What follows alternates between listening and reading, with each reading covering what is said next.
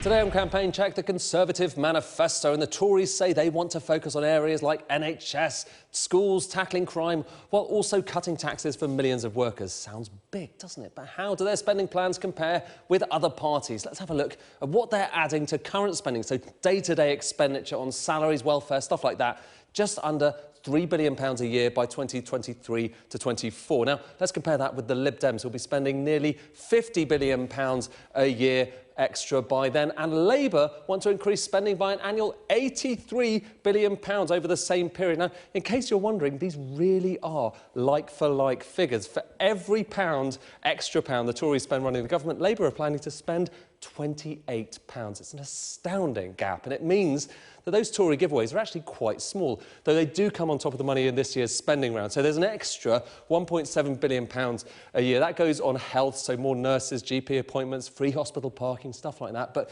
it's worth saying the Tories are also planning to cut taxes too. So you can see here about £3.6 billion a year, money coming out of the Treasury on top of the spending increases, why it comes in this bar here. Now, most of this is the increase in national insurance threshold to £9,500. That costs £2.5 billion, as you can see here. But didn't Mr Johnson promise to increase it to £12,500? Well, yes, he did, but it isn't in the manifesto. Why?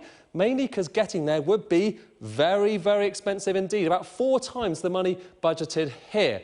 So there were a few other changes, but in the grand scheme of things, the numbers here are all pretty small, and this money needs to be financed. So how are the Tories actually doing that? Short answer, mainly by cancelling their corporation tax cut. That saves a whopping £6.3 billion a year, they say. Now, all of that is current spending. What about capital spending? So big investments in roads, rails, stuff like that.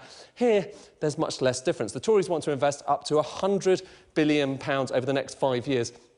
But they've only laid out about £22 billion of that in detail. In comparison, Labour is pledging to invest £400 billion through 2 new funds, though parts of that are going to be spent over 10 years. So over 5 years, it's probably around £275 billion. The Lib Dems, on the other hand, they want to invest £130 billion. The majority of that is going to be spent tackling climate change. So all of the parties, all the major parties, want to spend much more on investment. But there's a big difference when it comes to day-to-day spending.